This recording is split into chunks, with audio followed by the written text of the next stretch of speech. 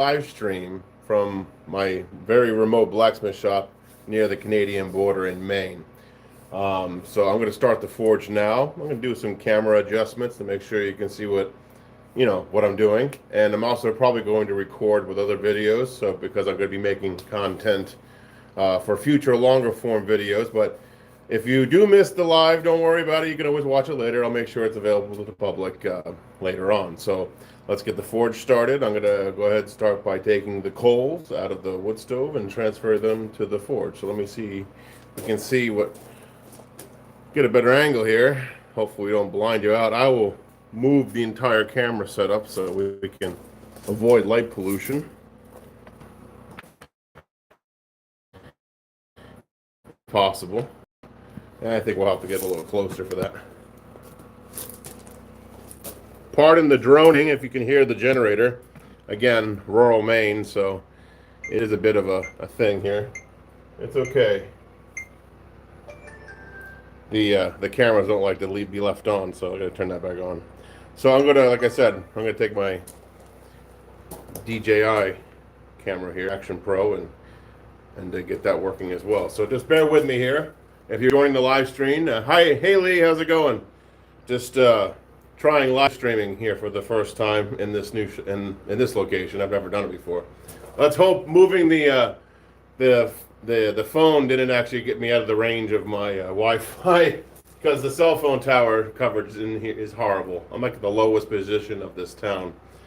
So let's see if I can't get that started. All right, maybe that'll work. Maybe that won't work. We'll see.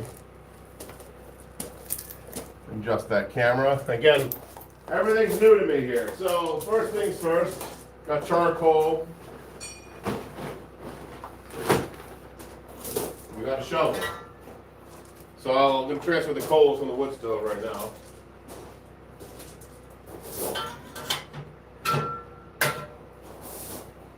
See what I can pull out of here. Looks pretty good. Glowing coals. Goes here. Chase it with charcoal. Don't need too much charcoal for the wood stove. All right. All right, you can see good. Go ahead and crank the forge here. This doesn't have an electric blower. This is going to be all manual. It also gets pretty smoky in here, so bear with me on that. Get the charcoal lit. If you have any questions, go ahead and put them in the comment section below. I'll get you here shortly. You're a bit of a distance away. Hello, hello. All right, we got a few people. You can hear me fine. Thank you, Lee. I appreciate that. So this is going to take a second to get started. Get yourself, if you're going to watch a few minutes of this, I'd say get a drink or a snack or both. We're going to be able to process. I have an admission to make. If you watched part one of making a Langseax with an applewood handle, that knife did not temper well. It had a lot of micro fractures near the edge, and I looked at it closer the next morning. So what I've done is if you watch this live stream now, live or later when I upload it, you'll be aware that I'm forging a second blade out of the same material as the first, but this time I'm going to oil temper it instead of water temper it, just because it's a little more sensitive than I realized. So there you go. You guys are all insiders now. That charcoal's catching nicely. I prefer charcoal over coal because it's not as offensive of a smell. Less salt, there's no sulfur in it, right? You'll see the difference when I go to coal.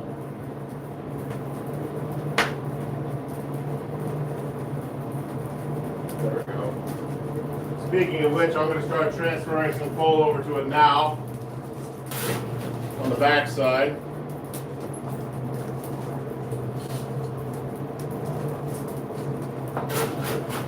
This forge still needs a little bit of work. I need to change the opening of the chimney so it drafts better.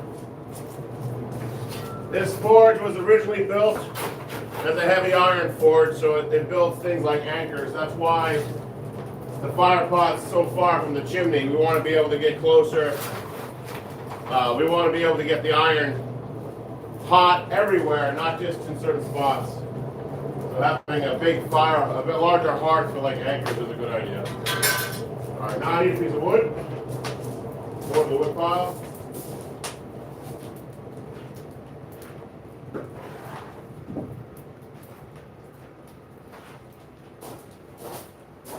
I'm going to take a piece of wood here to help with the draft. There we go. That'll catch, and those flames will go up the chimney a lot easier. Help bring that heat up the chimney. There we go. Yep, here we are. Friendsgiving. That's not too bad. It's a nice fire, right? Very cool. Yes, Boa Noite. There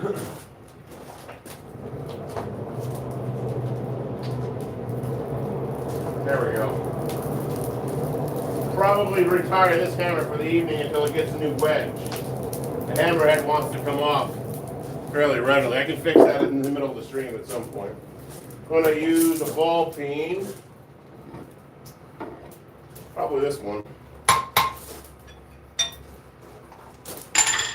I'm going to actually start getting that hot now. Why waste time?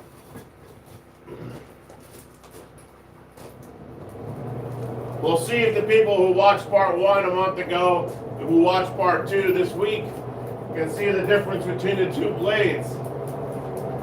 Like I said, I'm just going to let them try to figure it out on their own. If they watch this live stream upload, they'll know that I've forged a second blade. If not, they'll be not the wiser. But hey, at least I told somebody.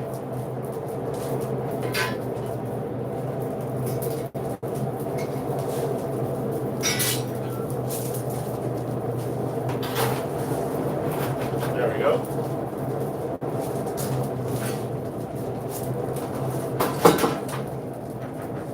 The bucket of water is essential, but the barrel needs to be filled. We got the barrel in the shop now, so I'll probably start doing that tomorrow before it dries out.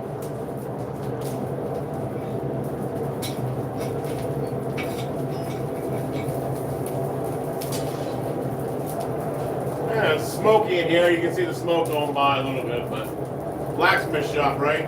Here's what it is.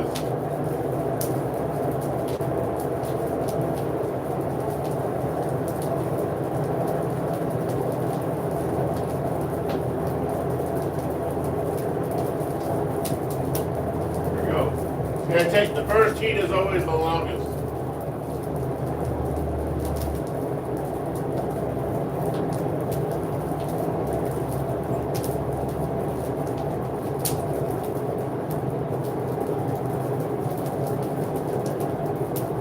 I'll probably forge the tang side first so I have a handle side.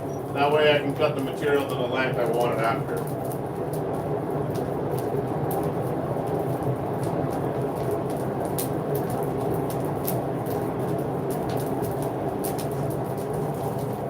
Another knife I'm working on here, but that's going to be another episode, another night. I'm going to put an ash, brown ash handle on that. If you watch the short, you'll see the piece of wood I'm going to use for it.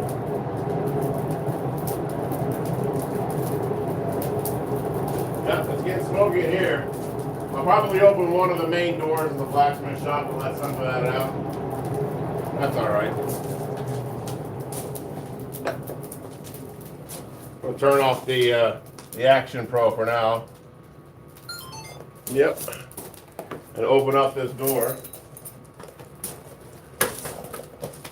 Let's check the... Hey, what's going on, Owen?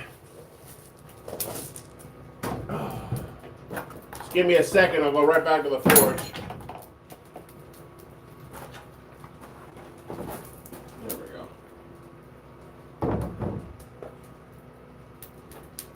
breaker bar. Hope you hold the door open. Lucky for me, it's above freezing still here in Maine, at least for today. But I do have the wood stove going, so it's not going to be cold with the doors open. Need that ventilation, it's key.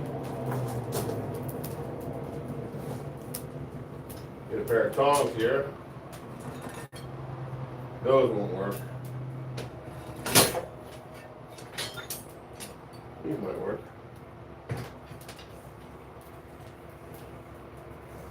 Get it a little hotter, we're good to go. Tang side first. I had my leather gloves are in my truck. It might be just as easy to grab onto this with a leather glove. Yeah, it's too late for that.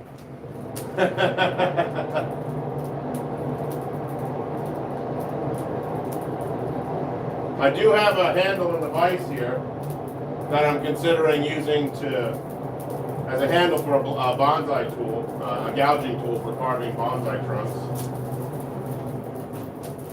So that might happen during the stream. That's a pretty straightforward thing.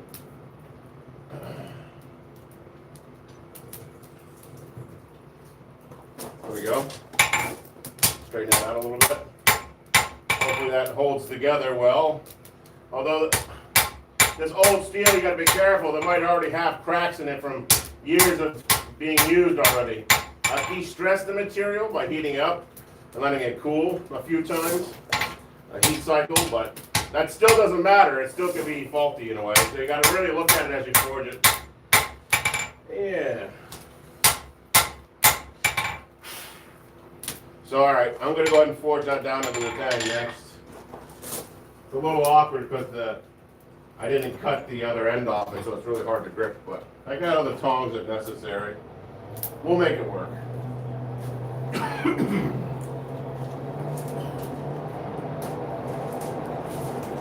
And that fire. Get some more fuel up there.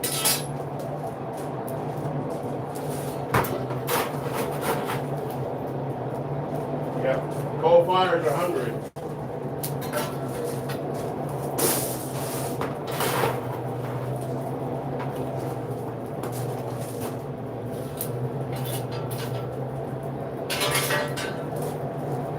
See, you've got questions here.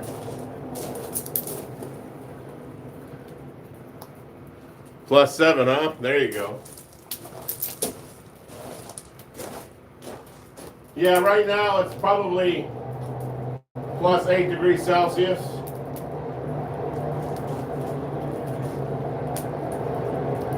But it will definitely freeze at some point tonight. I guess Nigel in Canada is getting snow. That could be hotter, by the way. Just kind of.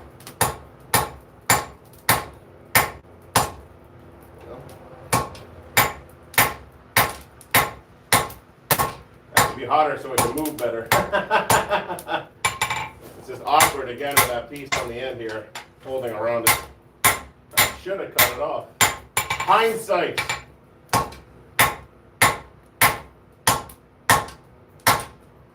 we go.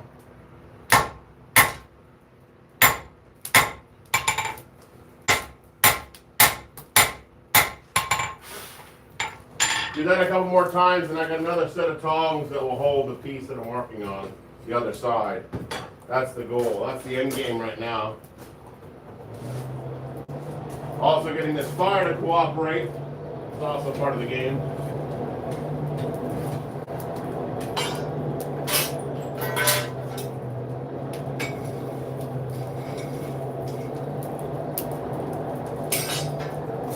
More fuel. Coal mines, don't go out of business, we need you.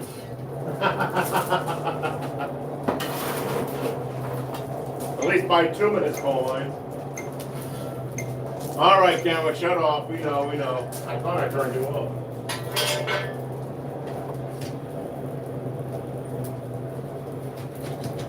There we go. Keep that fire breathing.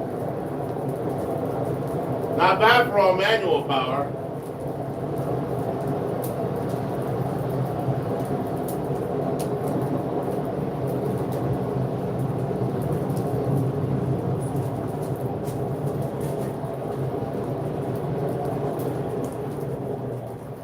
think I got hot enough that time. Maybe. Not really. We'll get it done.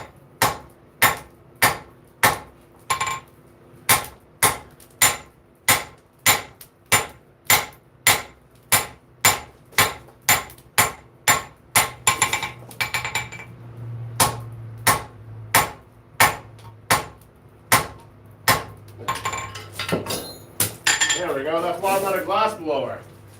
Ah.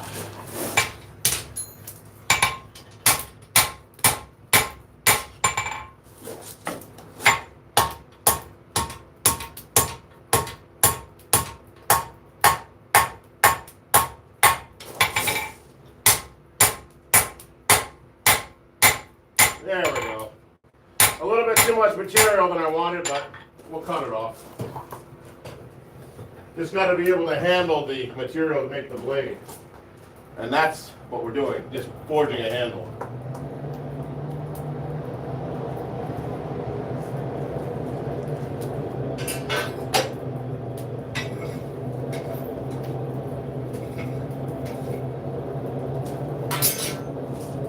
Let that do its thing.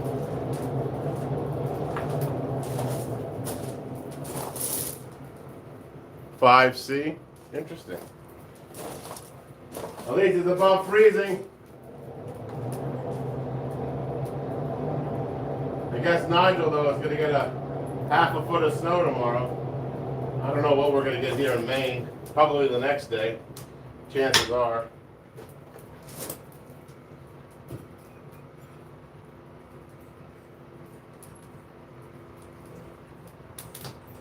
Almost. Nice and warm that time. Hopefully I don't drop it though, right? That's the key.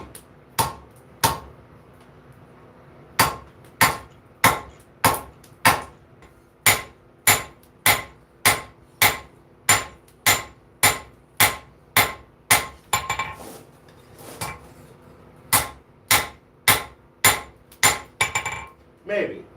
I'll check it out now. Hello, other tones. I know you're here somewhere. Just hiding in plain sight. Or they fell down, one of the other. Oh, there we go. Plain sight.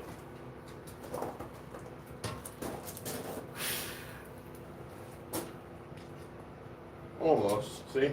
That's how that works. A little bit thinner. One more heat. Then we can switch it up.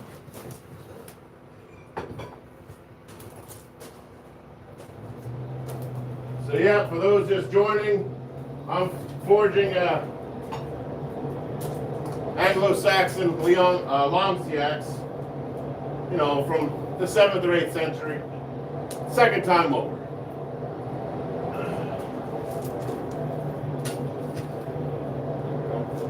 Breathe, fire, breathe.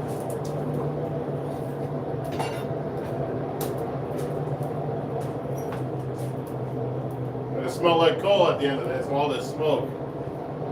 Well, all this smoke. It's not that much. It just looks worse on camera than because of there's a fluorescent light just off to my right, your left. Something like that. There we go. Forge down a little bit more.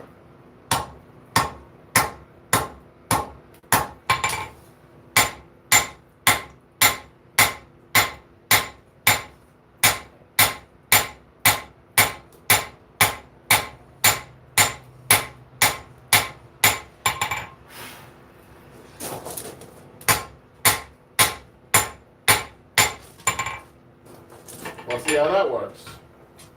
Probably works fairly well. Switch it around. There we go.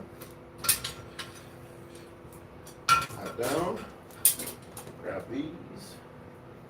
Just like that, folks. Now these tongs will take over and I'll cut this off and forge the blade out of the remaining piece I want.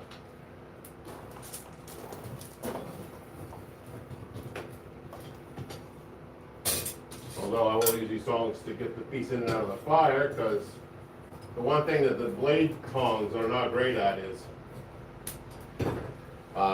releasing the piece close to the level surface of the forge hearth. So sometimes having two tongs is necessary. There we go.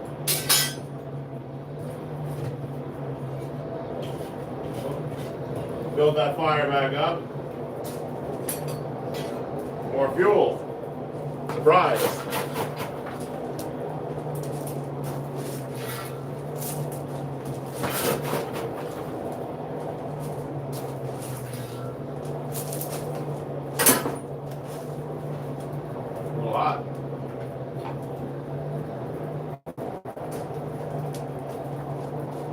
Now that's going to take a few more minutes because I'm heating the middle up now where it wasn't hot before. If you're heating up previously hot material, it's a lot easier for the rinse and repeat of forging in and out of the fire. A new heats always take longer.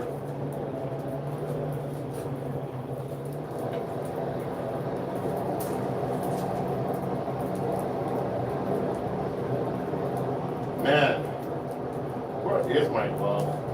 For this part, I'm going to want to arrange the temperature for forging it so it's easier to forge. You got to be sensitive because you can easily burn the material. Because the burning point is lower than structural steel when you're dealing with higher carbon steel.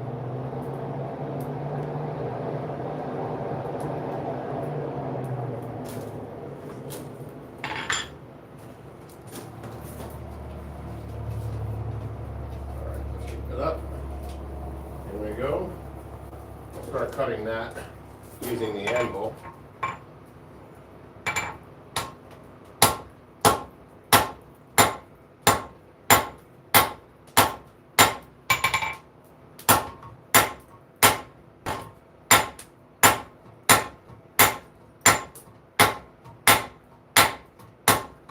Might take 2 heats.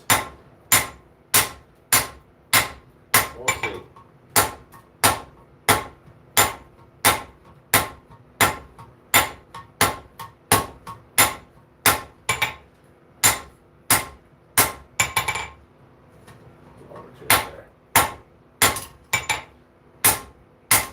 Working. It's out of heat though. Straighten that out. There it goes. One more round of that, we should have it free. We'll see if that's the right size or not. They may have made that on the short side, but a blacksmith has their ways of making something longer if they need to quench these tongs. They're definitely hot.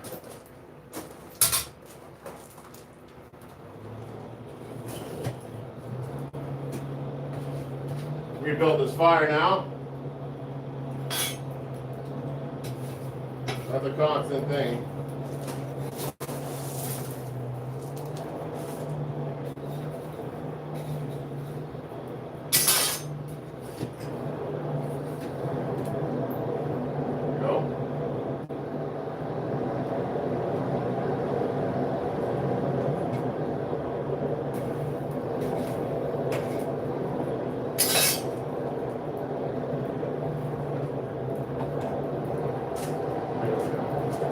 Get that hot again, and I'll break it free from its original piece. Then we'll have the knife blank, and I'll start shaping the blade.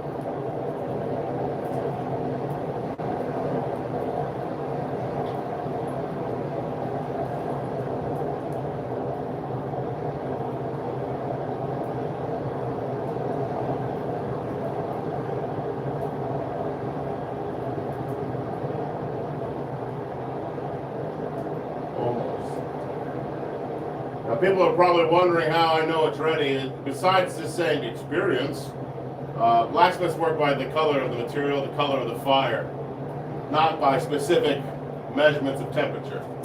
I know what they are, but that's not how I work. That's not how any blacksmith works. A little bit more heat. I'm going to build this fire up again. Again, you can see how fast this forge eats fuel.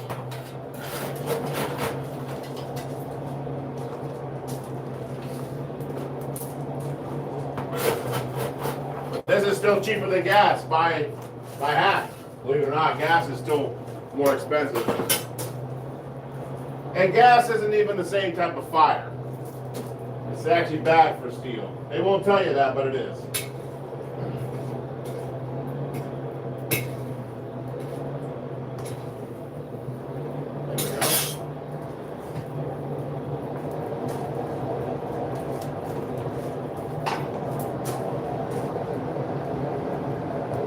This coal that I'm burning was mined out of the earth when Ronald Reagan was still president of the United States. It was left inside an elementary school for 25 years, and then they called up the guild and said, "Hey, you guys want coal?" It's like, "Yeah, we want coal. Go into this 20-foot deep hopper with a man door at the top. Good luck." What the fuck? Jesus. We did it though. 82 tons of coal later, we got it out of there. A lot of coal. Bring the anvil a little bit there. Bam. Get that broken off. Nice and buttery now at that temperature.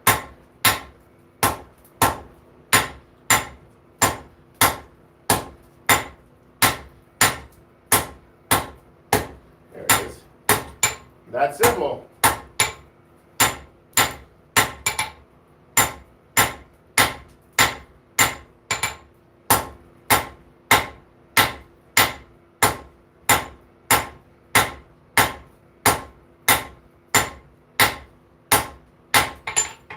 Another set of tongs.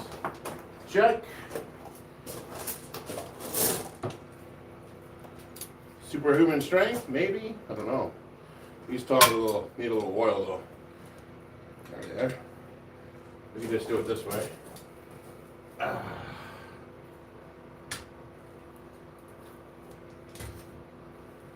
Or we can just stick it in the hardy hole, like so. And why wrestle it when you got a 400-pound anvil to be your anchor? Just like that. It's free. Now I'm going to forge that out. After I punch the tongs. Another piece on the ground I should probably get. Well, that's going to make a nasty mark in the sneakers. This guy. Let's set it up here for now.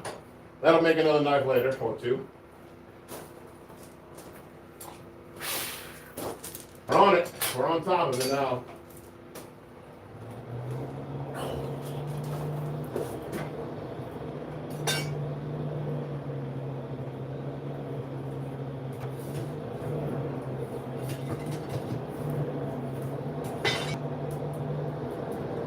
Actually, a little hot around here. You get a little sweaty on the brow.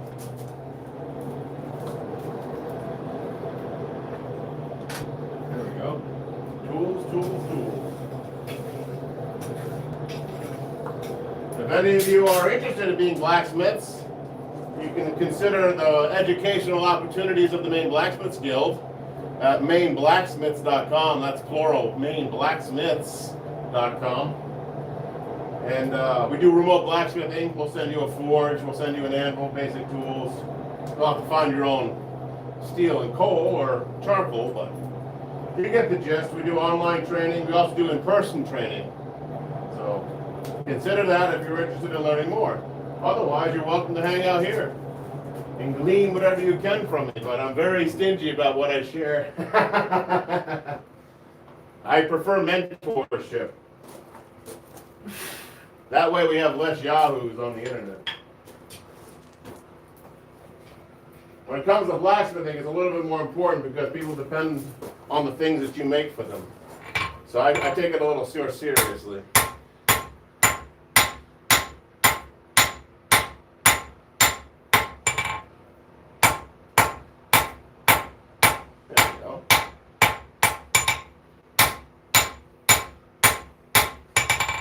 Stretch this. This got a lot of thickness in this material, so I'm going to stretch it out this way a little bit.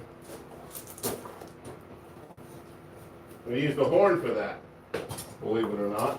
First, I'm going to quench these tongs. Steaming.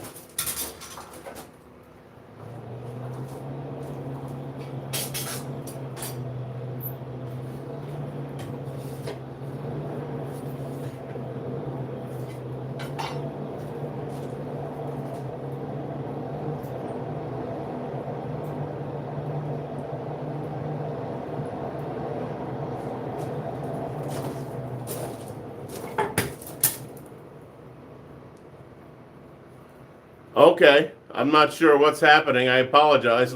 If other people can comment in here, let me know if you're losing me. I think we only got 2 people in here at the moment.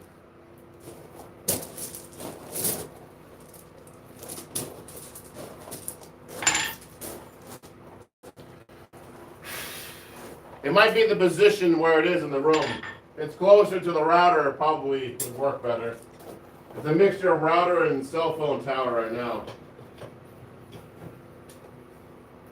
All right, that's coming along nicely. So I'm going to just do this over the horn. Lengthen that out.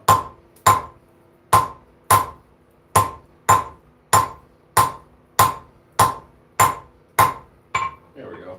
That's longer now. Flatten that out.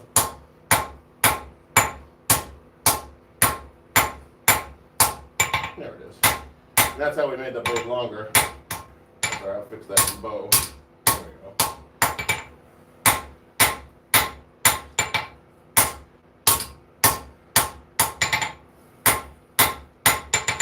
Alright, so I'm gonna pull that material down now. That's the length I think I wanted at. Just about. Let's see how wide we can get it out. It's gonna take a few more heats.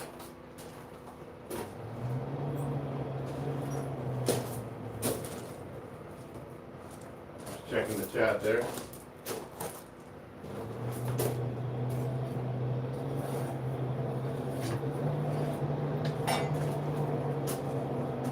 If I have to, I can probably move the camera further back, but you'll not see the action as well.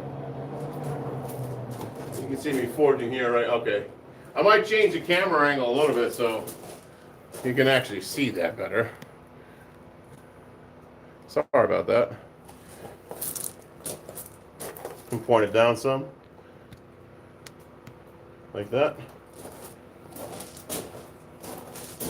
All right, you can see that better. All right.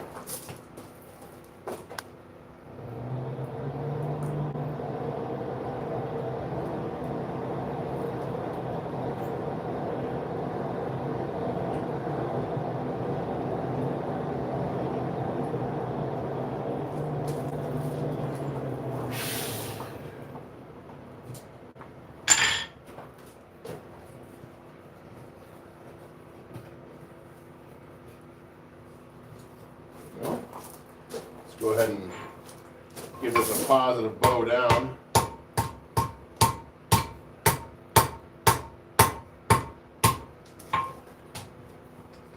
Honestly, you need a little more than that. There we go. Give it the raptor claw look. If you don't do that, it's not going to look right once you get that hammered edge on there.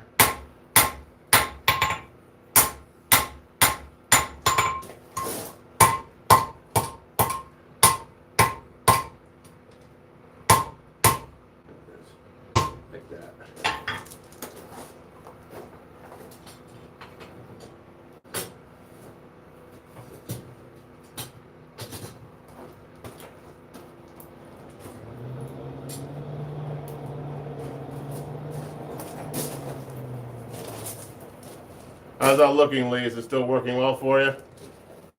Hello, new person who joined. If you have any questions, feel free to add them to the comment section or the chat.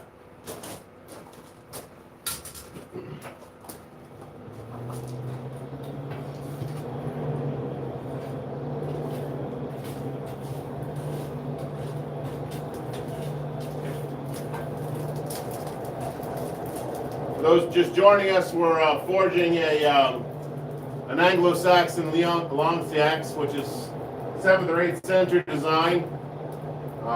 Just doing the blade tonight. And I'll be doing a long form video of finishing the handle and sharpening it and doing cut tests. Probably tomorrow. Tomorrow night I'll have it uploaded. And that'll have an applewood handle from an applewood tree that's next to my shop. It had a dead limb. I cut the limb off. It was dry wood. Looked good. So that's what happened.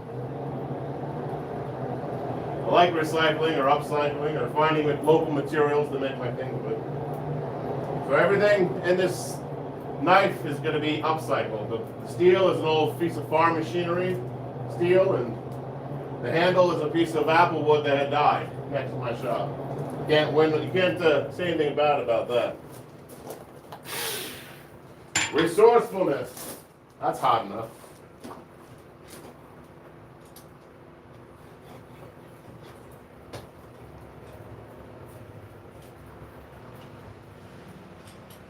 There we go. Nice and hot.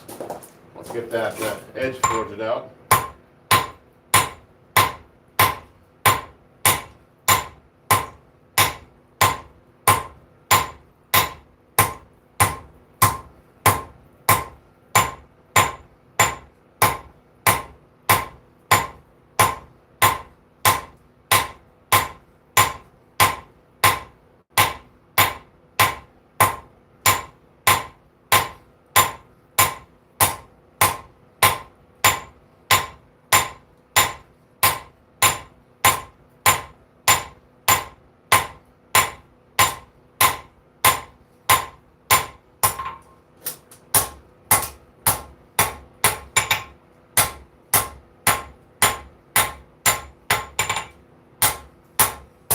That's how the blade transformed into that one heat pass of getting the edge started.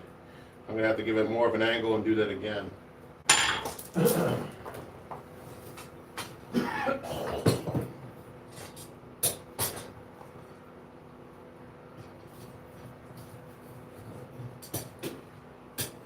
All right, we'll quench these tongs too. We're going to have to add more fuel soon. Surprise.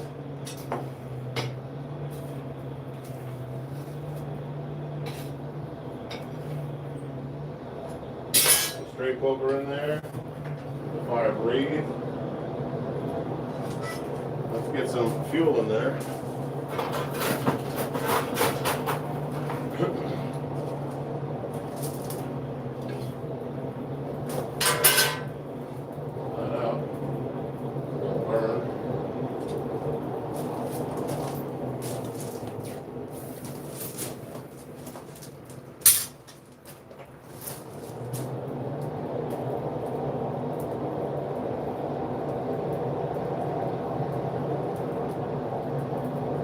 Back up the heat.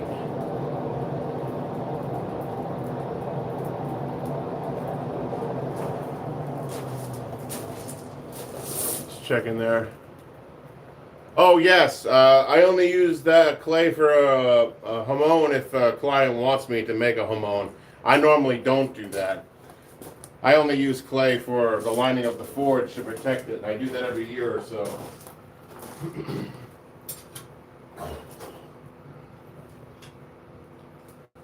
It's a little warm. It's alright for what we're about to do to this. There we go. That makes a lot more sense.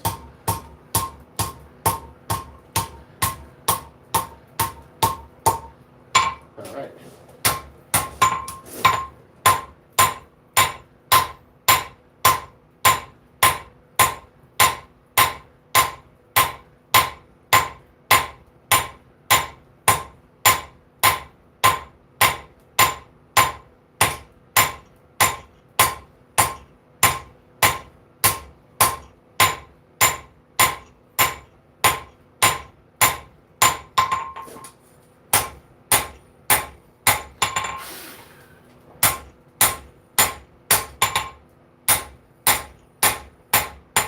Heat it up again.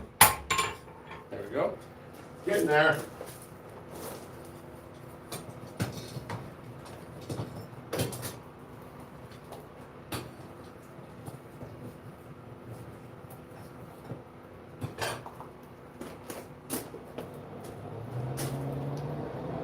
Let's get that hot again.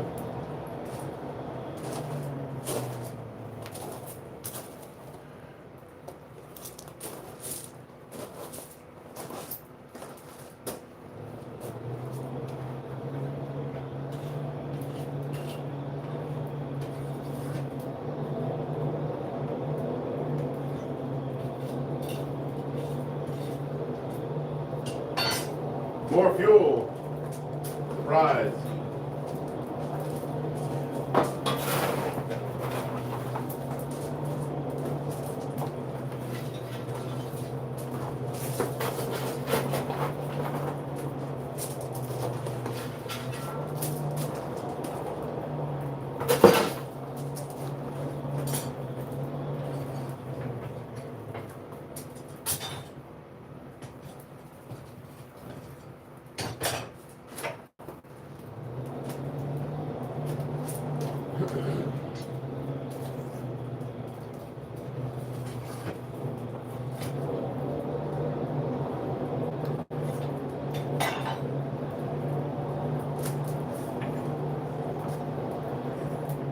we go.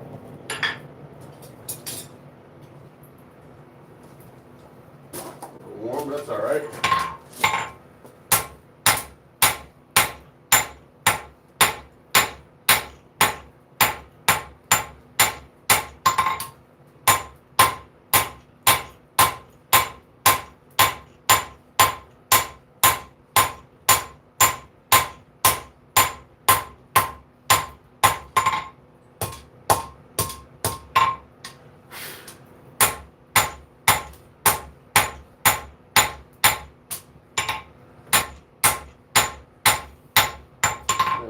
Now I'm going to keep working on that edge. When that edge comes out, it'll pull this back straight.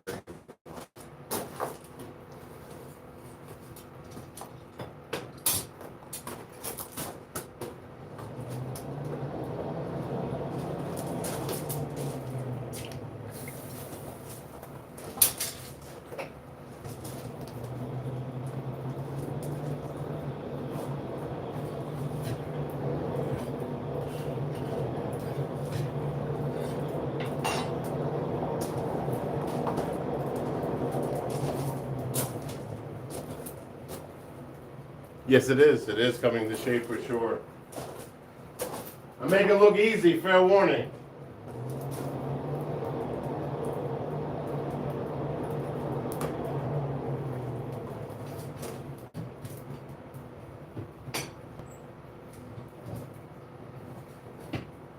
I'll use this tong for now because I have it right here in my clutches.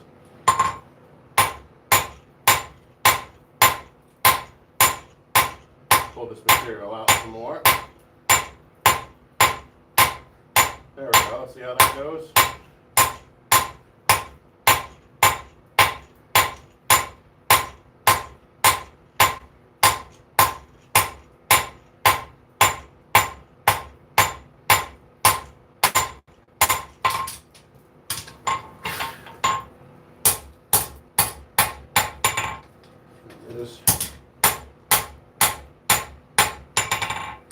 Almost in shape, but it's still pretty thick on the edge here.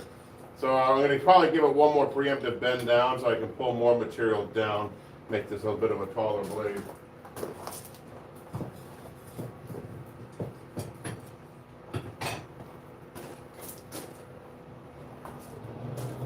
Is this still good? Holding on the fuel here.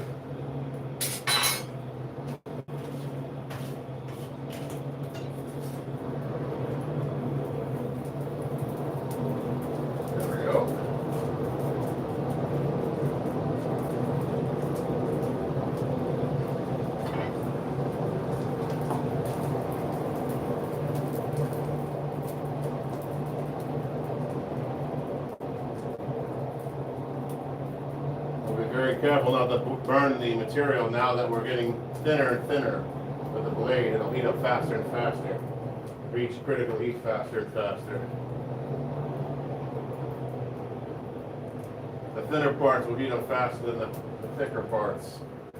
All important things to consider. Let the power of the fire heat the material too sometimes. You don't always have to work. Can't get this to rest a little bit. Now you walks on me a little bit. It's all right. It's not tied down, so it's going to walk over time. 400 pounds is a lot of handle, though.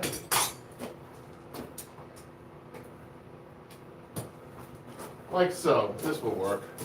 Preemptively bend that a little bit more. Not too much though. Starting to have a triangular shape, it'll buckle. Be careful.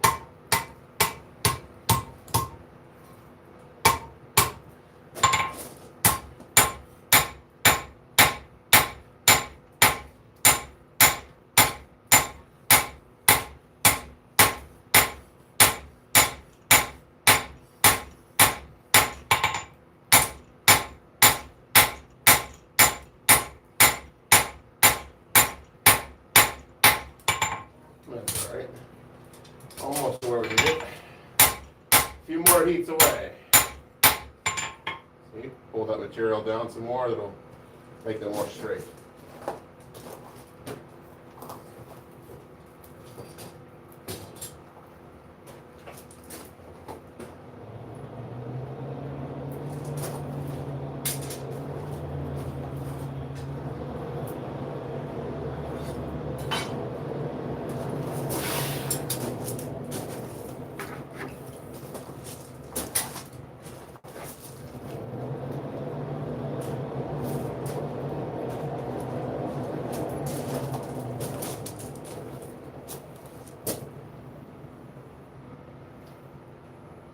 Yeah, swinging a hammer on steel is different. It is.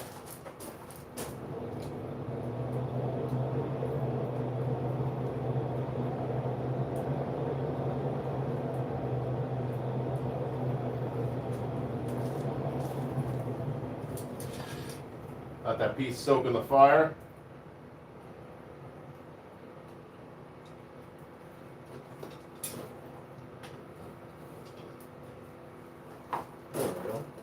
Not so bad.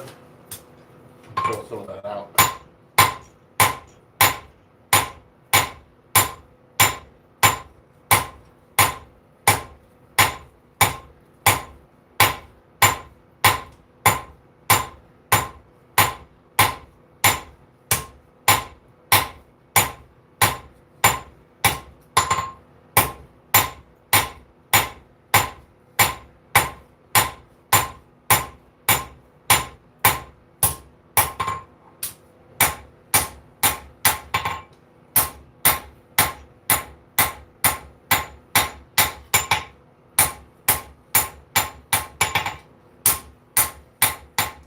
All right, that's what it's looking like so far. You guys can take a look at that. A little bit more, just a little bit more. What I have to do after that is put in the fuller on one side.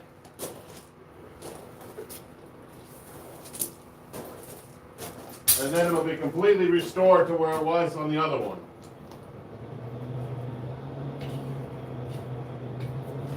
Except for the tang. We've got to work on that tang. That is definitely not a tang to go into a handle. It's the tang I have right now is purely just for me to hold on to, forging it.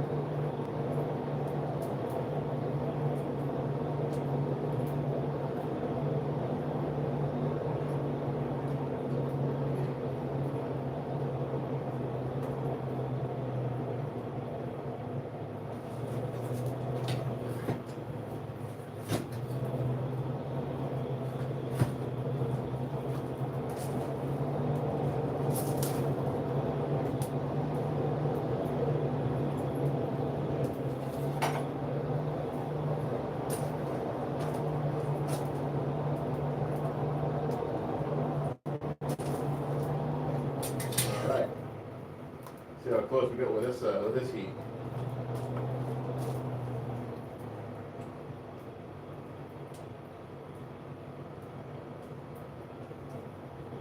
Soak a little bit.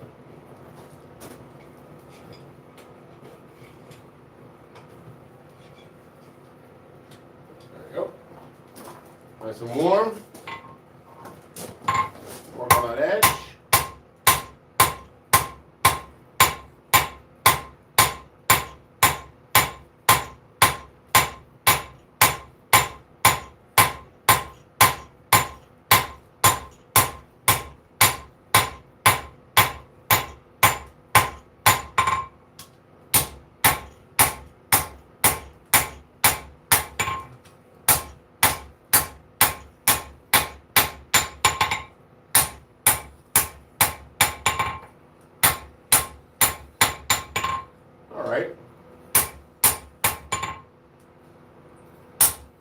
It's a little, I need to pull out some of the material on the back of the spine of this blade, but it's pretty close to where I want it.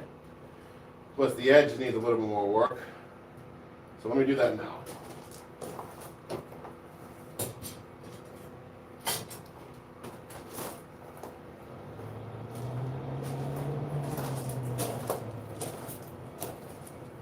Yeah, happy Thanksgiving, Lee. I'll talk to you later. That's if you're leaving. If you're not leaving, stay as long as you'd like. I'll be here for a little while longer doing this.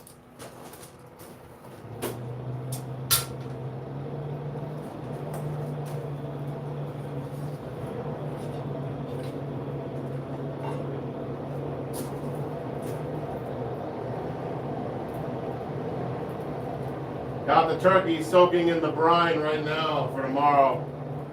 Got 18-pound bird. Or for you metric folks, the 9-kilo bird.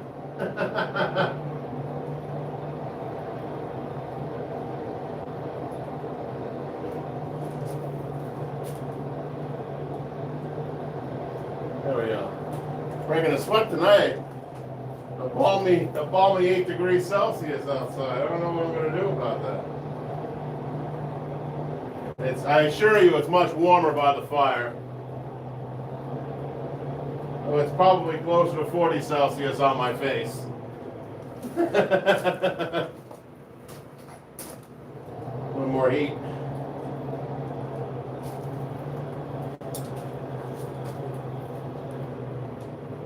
Let's go heat. Just like that. Nice flat anvil. Force it down a little bit. Force these angles down. I'll refine this later, of course. This just gives me a baseline to work with. Makes a fine Seax. For those just joining the chat, Seax is an Anglo-Saxon knife. It means knife in Old English. So that's what's going on here. This is a blade that's being fashioned in a 2-part series. I've already got part 1 out there, and I had to remake the blade, and this is why I'm remaking the blade for this live stream for those just joining. It's basically a 7th century replica. I got to put a groove, a fuller on one side, which is indicative for East Anglian Langseaxes of the 7th century. At least I'm going off of British Museum archaeological finds. Not just out of my imagination, I promise. And quench these tongs so they don't disform. There we go. Nice and steamy. If you have any questions, go ahead and put it in the live chat or in the comment section later. I'm happy to answer them. All right.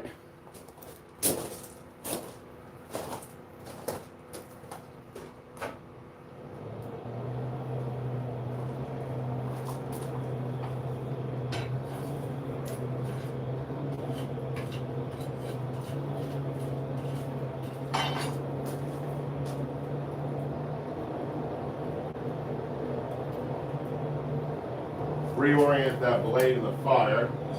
Don't like the thin part facing down.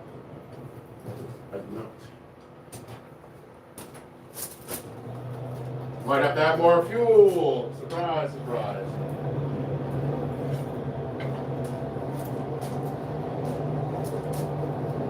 So yeah, get the mashed potatoes are all peeled. The acorn squash is ready. Ready for Thanksgiving. Cranberry sauce. The stuffing, the important things. For those in Canada, you can have 2 Thanksgivings if you want, since you've already had yours. Although Maine is a lot more appropriate to have Canadian Thanksgiving because the harvest in Maine is on par with Canadian harvest. That might be too hot, but we'll see. Nope, not too hot. Gotta be careful, easy to burn steel. Especially high carbon steel. Especially doing it the real way, instead of the push button box way, which is not even smithing. Don't get me started. Don't get me started.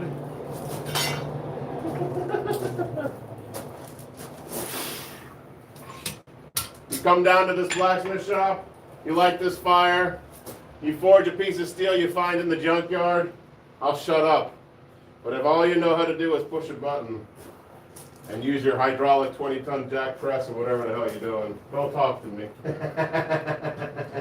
End rant, end rant.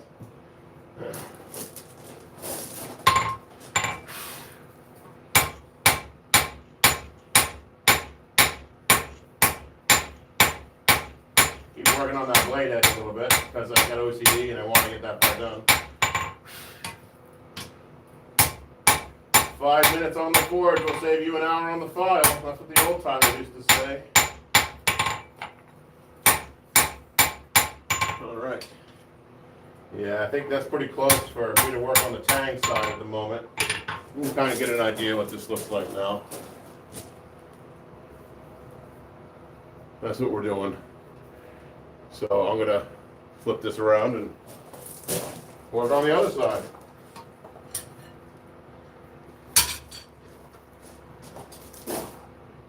Well, I don't want that side. I want this side.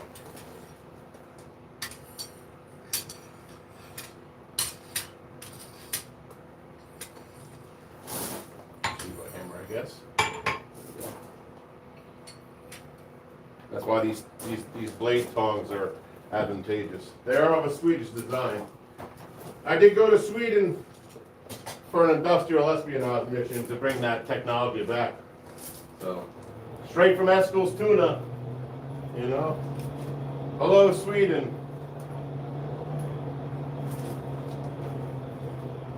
Tack så mycket, as they would say. Tack så mycket. Thank you very much. I don't feel bad because I'm part Swedish. But still, they have some pretty good tools up there in Sweden. The Nordics and Scandinavia in general is just an interesting group of thinkers.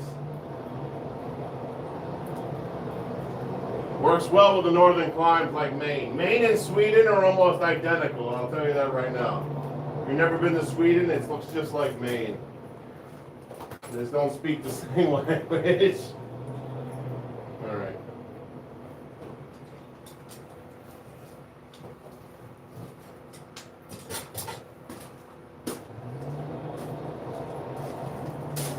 Let me just check my chat real quick. Make sure I'm not missing anything good. Oh, thank you, Lee. Yes, hit the like button if you like what you're seeing. Again, ask questions in live chat, or you can, in the comment section, if you're not watching this live or you're watching this after the fact, I will check it and answer your questions or comments. All right, that's a nice hot tang. Hot tang, hot tang. This is where the blade will take shape now.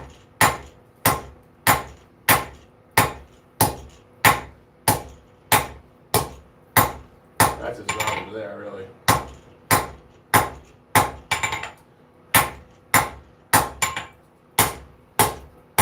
Yeah, that's just me willing it into shape, don't mind me. McGowan, as they would say in Irish Gaelic, McGowan. You know, or O'Gowan, descendant of the Smith. That's where my family gets its name from the 1600s.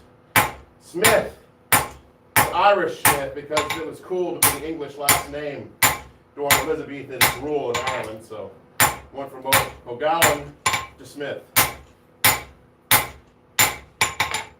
All right, there's a tang. Let's keep working on that.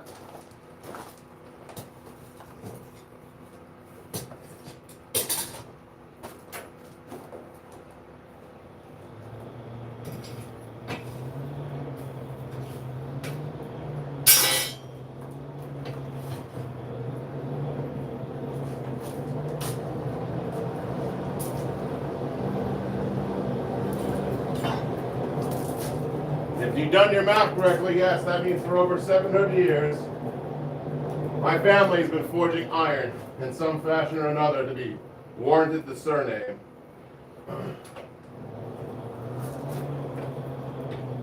In 2 different languages, no less.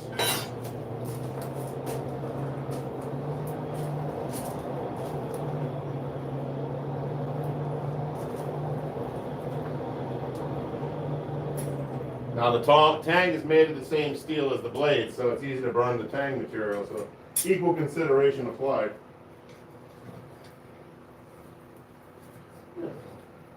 That'll be alright. That'll do it. We won't be able to cut off of that tang. Get it down, narrow it down a little bit more. You can see the nice blade shape coming out now.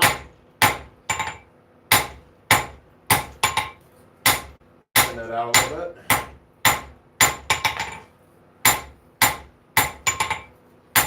Now, some of the archaeological finds, I'll bring this close to you guys.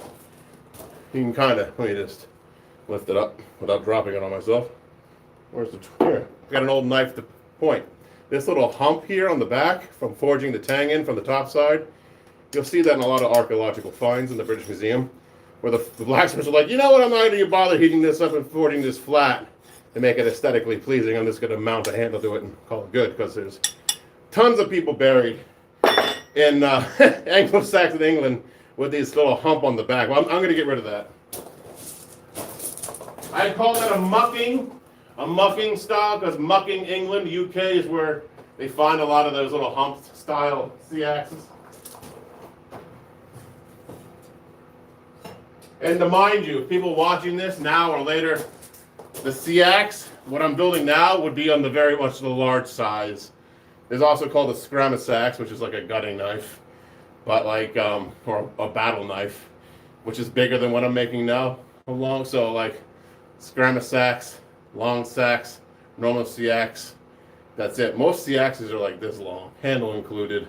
You've found in archaeological digs. So keep that in mind. Not a very super common item on the large scale, common on the small scale. Which makes sense, because iron used to be a semi-precious metal and was much harder to obtain. We didn't have this luxury of having steel and iron everywhere that we do now, because of the Industrial Revolution.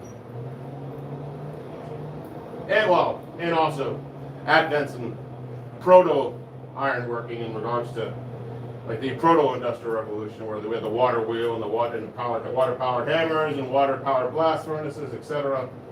That helped accelerate iron production as well, before the Industrial Revolution proper. For an example, in BCE, China was producing the same amount of cast iron at one point as 1850 industrial England. So now in China back then was only using water power, not steam power. At that time in England they were using a combination of both.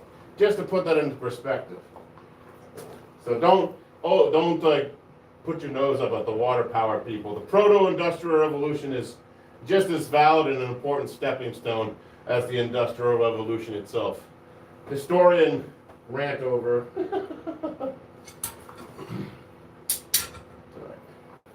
Organize this. Take this off.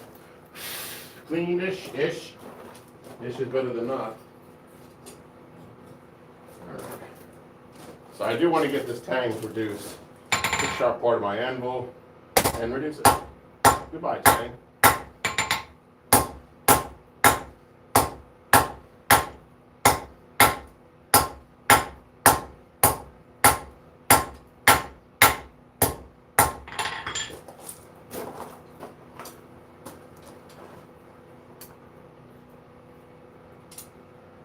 That's enough to make a small penknife if I want later. And there's the tang I really want.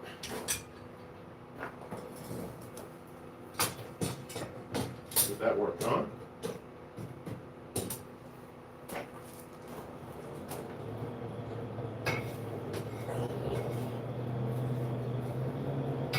I'm going to have to get more fuel on this. Well, maybe. We'll see. Take this hot glowing piece of material and relocate it to here. There we go. Save that for later, maybe. Let's check chat real quick to see if there's any questions. Nope, we're good. All right, all is well.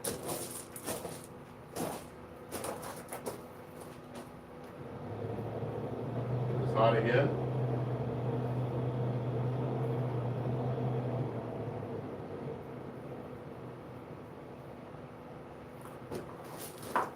Enough of the guesswork.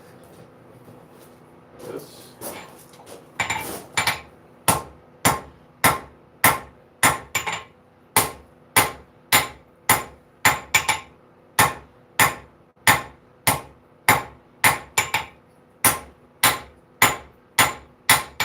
There we go. elongate it a little bit.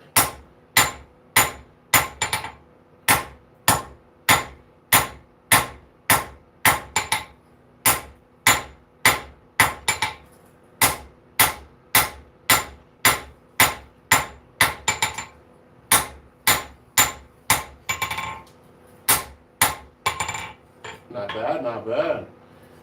Get that hot again. It's almost time to put the fuller in it. Almost.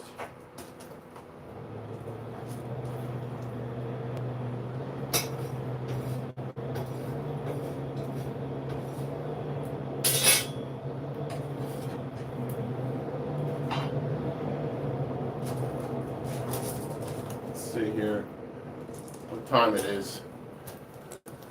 I can't even tell. It tells me we've been running for an hour and 12 minutes, though. That's cool. That's about right. Takes about an hour and a half to rough forge this Langseax.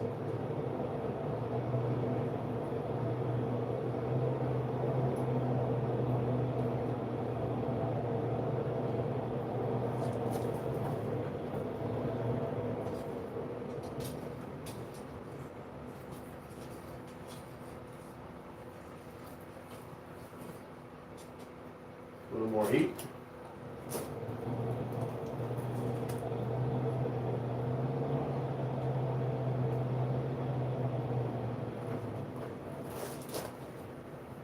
There we go. That's sufficient heat. Scrape off anything we don't want. On the anvil. And forge away. There we go. This is nice.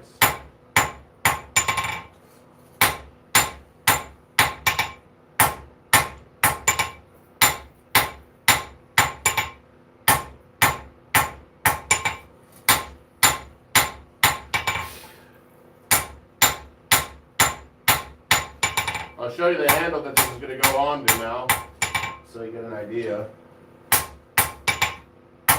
I'm not sure, I might have to spend some more time forging this before I put the fuller in, just so I have everything where I want it. And other considerations is, it's getting late and my energy levels are low, so I don't want to make mistakes. I don't want to do this for a third time.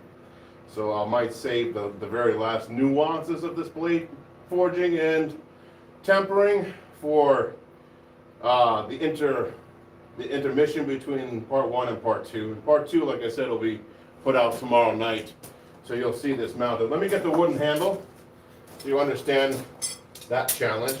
She's tongs, so I'm thinking about it. All right, look at that wooden handle.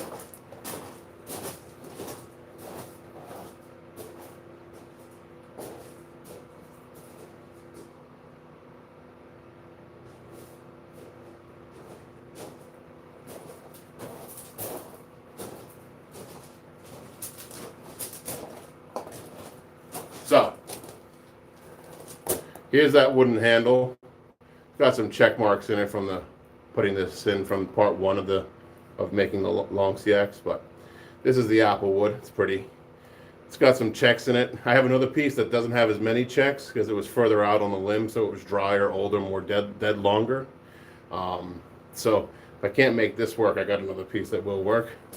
And putting them together for you, so you have an idea.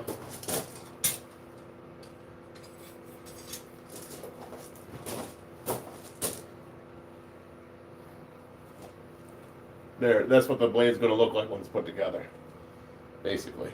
So that'll be for part 2, though. So consider liking and subscribing for part 2. Now I'm going to probably forge the gouge real quick that I need for this bonsai carving tool. So you get to see that. I'll change the angle of the camera so you can see me mount that after I forge it. It'll be really quick, though. Be the last thing I make today. Put the blade over here for now. I'll come back to that in the morning sun. It's always better to temper in the morning sun for reasons you can find out if you take our educational opportunities. Let me put this back so the mice don't crawl on it. And I'll get a piece of steel for that gouge.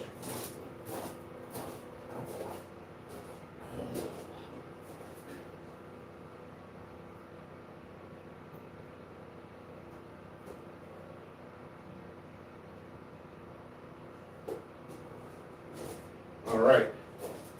Just as a heads up, if you guys remember these, I have this old Langseax. This is a archaeological find with a bone handle, a stag handle, bone I should say, antler, from a local Maine deer. So that's a period knife. This is exact shape, size, and the handle material. So if you want a 6th or 7th century period table knife or kitchen knife or home knife for an Anglo-Saxon household, that's what that is. This is that grafting knife I made earlier. This is a sax, basically a grafting Langseax. Now the Anglo-Saxons did know how to graft trees.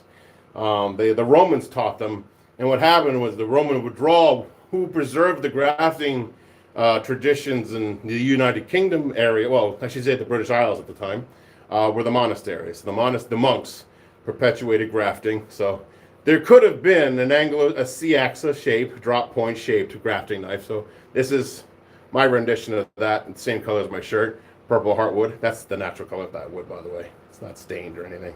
So anyway, let's get back to forging the bonsai tool. Need that steel.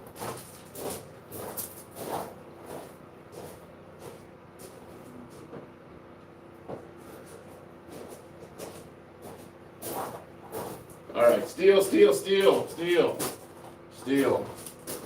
Good steel, it doesn't actually matter for this particular tool, but good steel would be better in general. So, what should we make it out of? Now, granted, I can take that small piece of metal that I cut off, but holding on to it's going to be a nightmare. I could forge it out of a piece of railroad spike rather, but that steel is, again, nothing terribly special. So, I'm going to gander out what I have available to me right here. That's that. We don't want that. I have some old rock harrow tooth. Familiar, not rock harrow, but potato digger tooth. Basically, these lags all hooked together. Over there. These lags all hooked together, and they pull potatoes out of the rows. It's like a big chain link system, but sometimes this steel can survive forging, sometimes it can't. Let's see if we can't make it survive forging. Because it's good hard steel. It's wear resistant. And wear resistant is good for us. So let me cut a piece of that off. And I'll forge it into the scoop, and I'm going to use oil to temper the edge.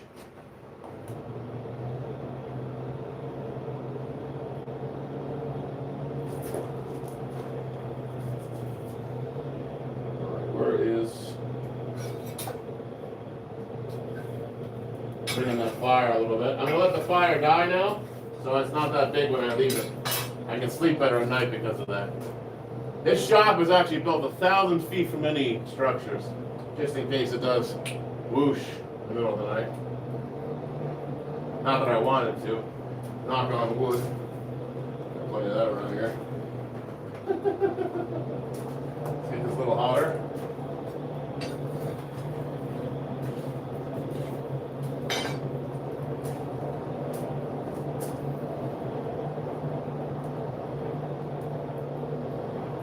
I'm going to cut this piece of material down a little bit, and then the part I cut off will be the part that I try to manipulate into the gouging tool.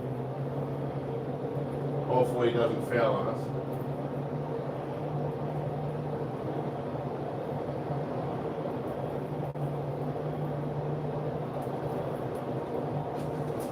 So check to see if we don't have any questions that I'm missing.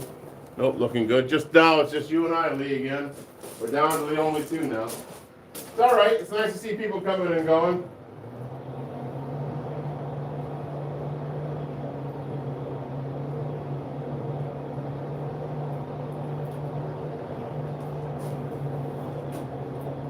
That's hot enough, I think.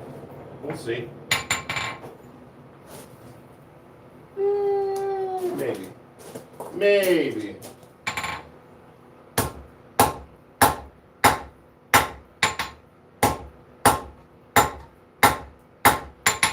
Definitely should chisel cut some of this. It'll be cleaner.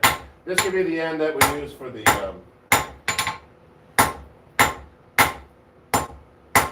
goes over the handle. Maybe. Maybe.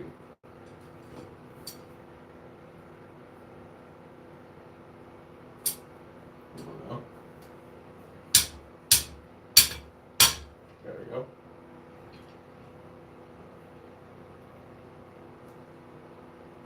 This steel's pretty tough. Let's put that down there for now. Don't start any fires.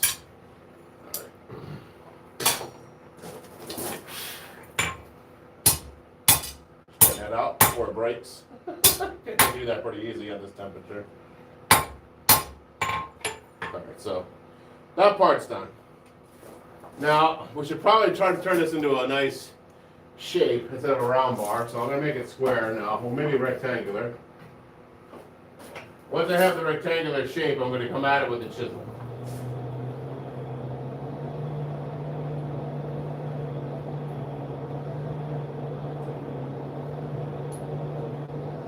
I have a nice piece of pin cherry that fell down last year. I cut a branch off of it and it's sitting in the vise here.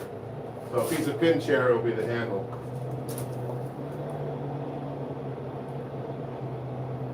I'll make a video of me using that gouging tool. I might have to make a video of me finishing that gouging tool because there's a glue process that takes overnight, so I won't be able to get the whole tool together tonight. If I was getting it a bone handle, I could. That's pretty quick. Once it's cooled off, it's stuck in there. If you do it right. There's a way to do bone handles with hot iron directly. Alright, that's about ready for squaring.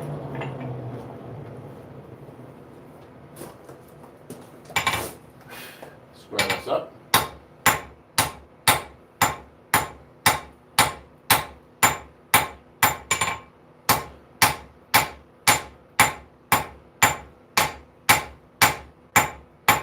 Yep, blacksmiths make their own stock sometimes, and that's what I'm doing right now. Making my own stock out of a piece of upcycled material.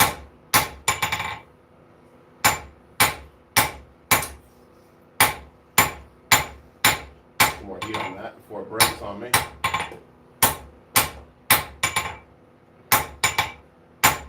Sometimes the steel is hot short, sometimes the steel is cold short. Depends on what piece you're working. I've found both of the case depending on what you're working on, and this particular piece of farm machinery.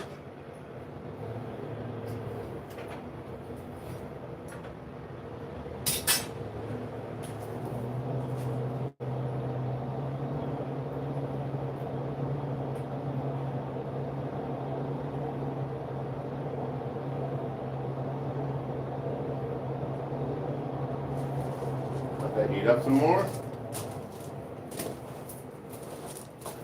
Make sure there's no comment. Hey, new people, welcome to the live stream, the Friendsgiving live stream. Just shaping up a piece of iron right now. Making it square. I need to make it square because I need to make a tool with it. It's got enough carbon, or at least the qualities the steel has are desirable for making a gouging tool for bonsai sculpting. So that's what I'm working on right now. Getting this material to look pretty, and I'll cut it off with a chisel. Almost done. I need another heat or two before I cut it off though.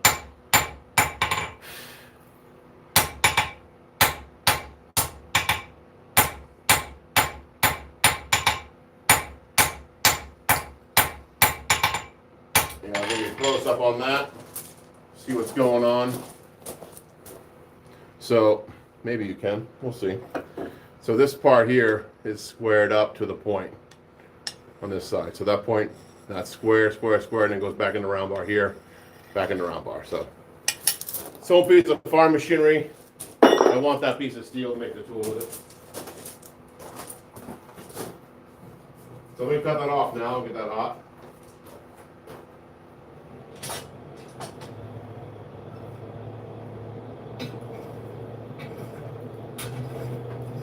Go. Air for this fire. Let's find a chisel. That'll work.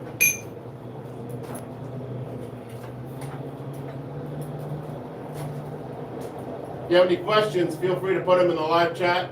section or in the comment section. I'll definitely answer them, either in real time or afterwards. If you ask it in real time, I'll answer in real time.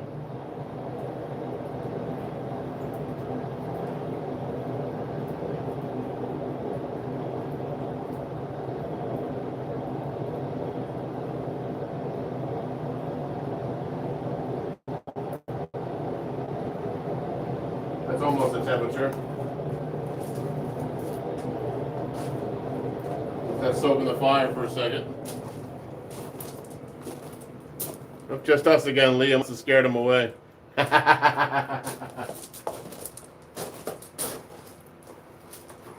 right. It's a little further up than I wanted. Whoops. I'm going to get that. Well, see, I wanted it hot here, so I'm going to put that back in the fire. Just not as far into the fire.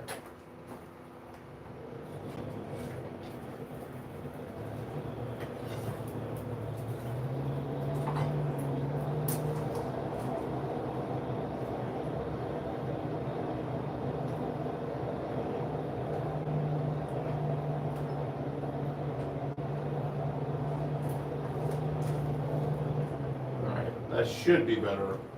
Should be. Air quotes.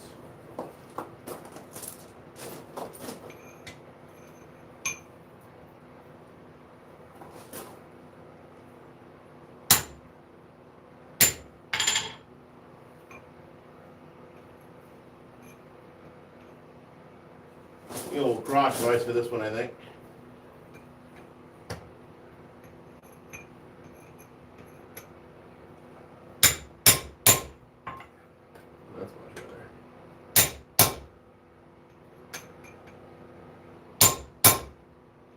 That's a little cold, but I got the bark in there. That's half the battle. A little more strike.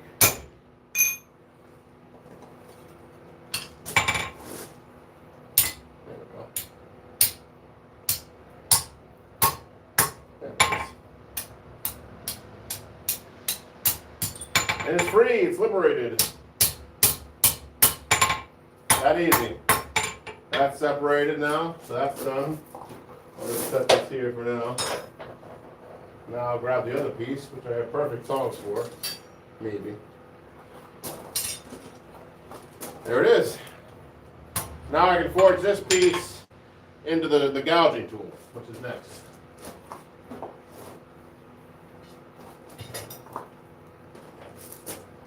I'm afraid to move the camera closer and fear that I'll lose you completely.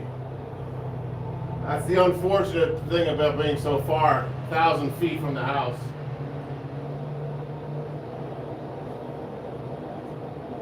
And of course, the cell phone tower does not help at all, even though I have unlimited data. It's like 1 bar reception down here, and that's being generous. It doesn't act like 1 bar, it acts like you don't have a connection. Unless you hold the camera up in the one side and a certain height up. All right, so enough of that. Let's flatten the bit that's going to be the gouge. I'll give you a close-up. I'll walk it over to the camera here afterwards. So.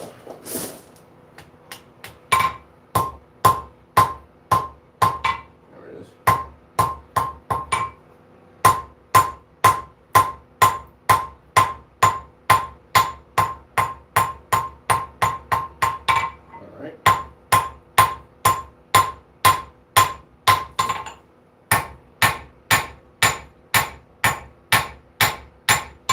A little bit better.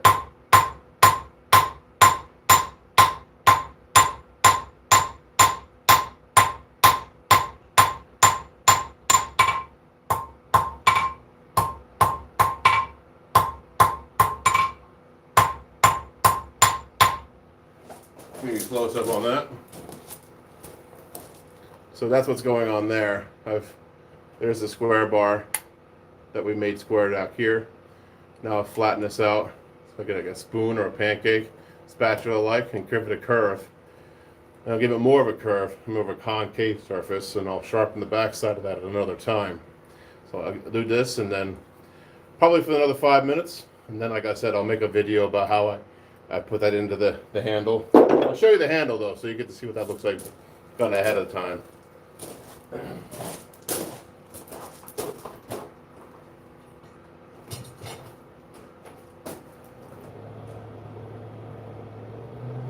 A little bit more flattening and shaping.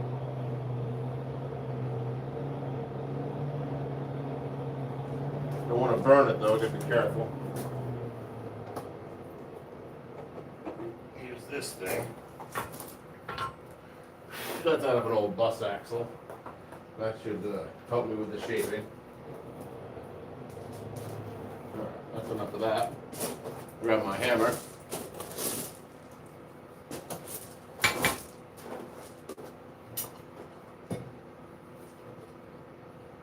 Just like this.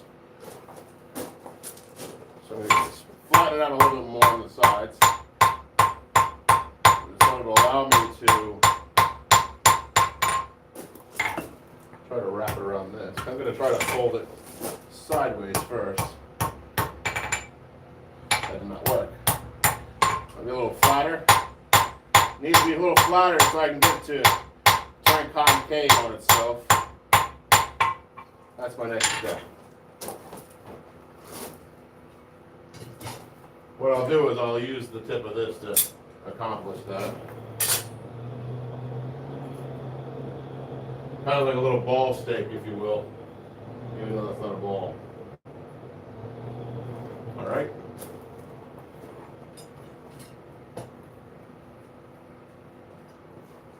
Nice and hot, so it'll move. Center it. And sometimes you use a bit of round bar for this too. It'll work just as well.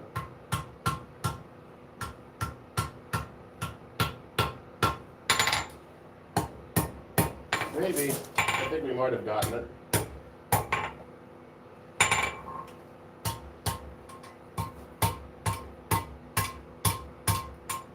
Yeah, kind of. I would say kind of. A little more of this though.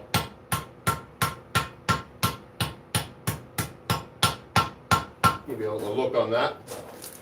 What's going on there? There you go. Get an idea of what's going on there. All right, so a little bit more of that, and this tool will be ready to mount. Well, sharpen then mount, I should say. Needs to be sharpened first. And I'm going to put a little bit of a recurve on it so you can gouge the tree, like a hoe, if you will.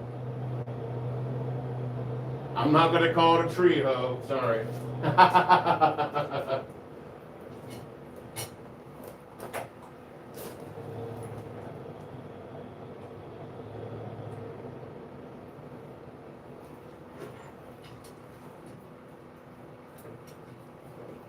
There we go. Back to this business.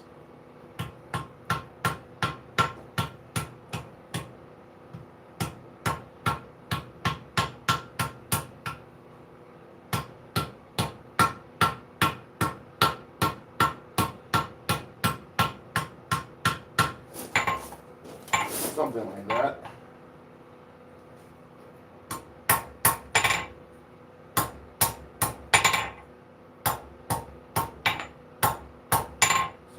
Almost there. I just don't want it to be too big of a tool. This is supposed to work, small bonsai trees. I don't want it to be too big of a gouge. All right. Let's give you another look on that. It's much more of a concave surface there. So I'm going to stretch out the peak of this part in the center. I'm going to pull that up so it's going to look a half moon shape.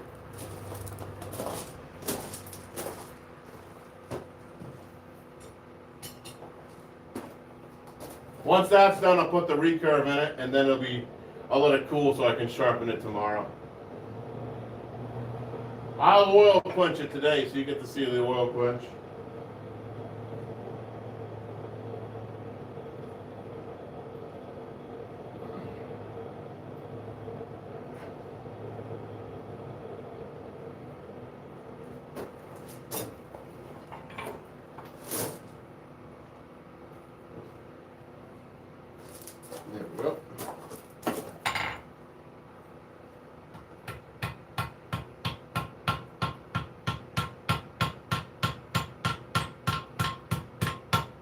pulling that material out methodically if I can. Kind of like a fingernail, if you will.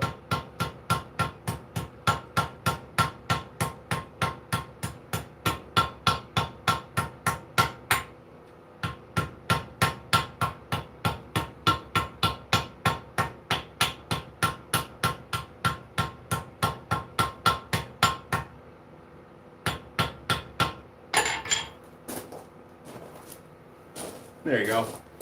It'll look like a, kind of like a fingernail now, see? And that fingernail, it's going to be sharpened from the outside. So it'll dig like that, but I'm going to tweak it now in the middle, so turn it.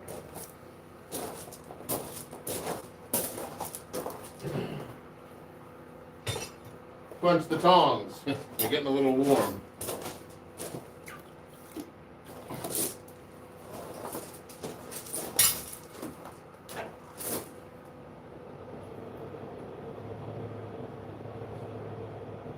Looking at my piece of cherry, I might want to make this tang a little smaller on this tool.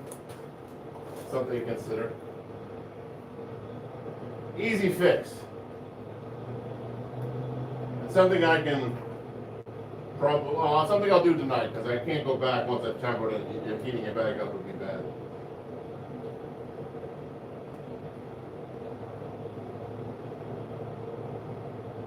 Almost there. I know again I'm being cautious not to burn the steel. It'll change the characteristics that I don't want to change the characteristics. Let the whole thing soak up to a uniform temperature is what I'm doing right now.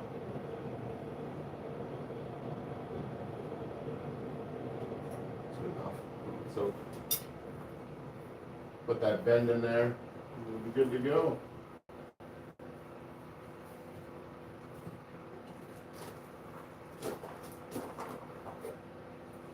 There's no oil left in that. That's a little unfortunate. I'll have to get more oil. Like I won't be able to quench tonight. There is no oil. So let me just recoil this.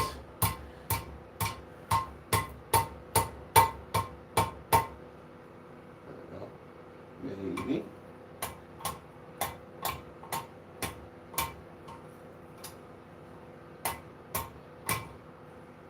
Almost there.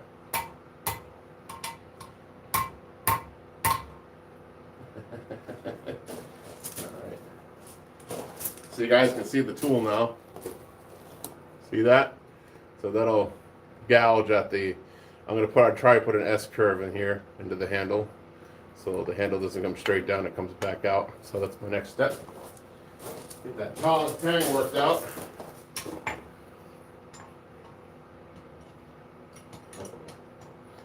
Trying to fix something I see I don't like.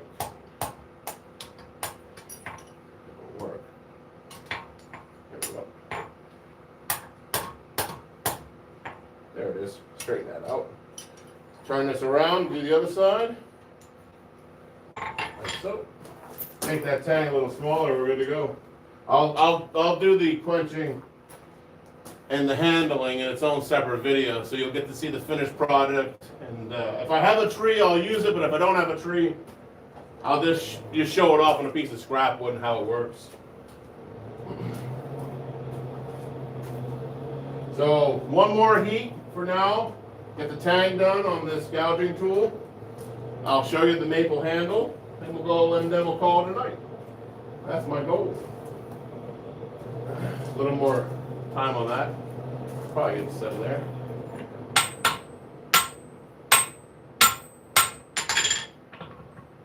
Put that away. That there. That's warm enough. Warm enough.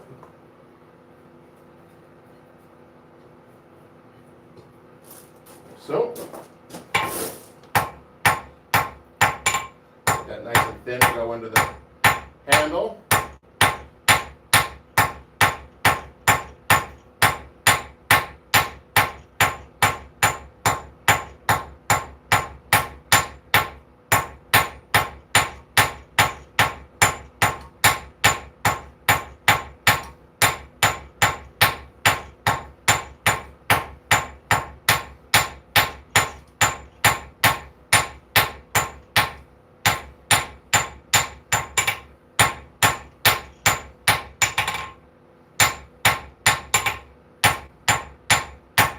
Almost.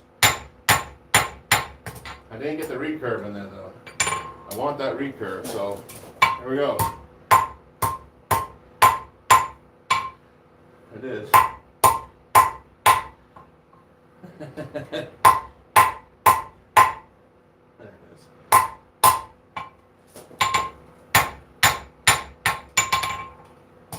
Straighten it out.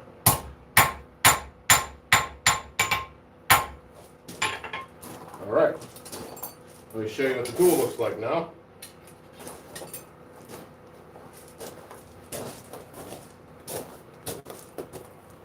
I am making a gouging tool, Mr. Bowow. So this is a gouging tool for sculpting bonsai trees. Let me show you the wooden handle it goes into.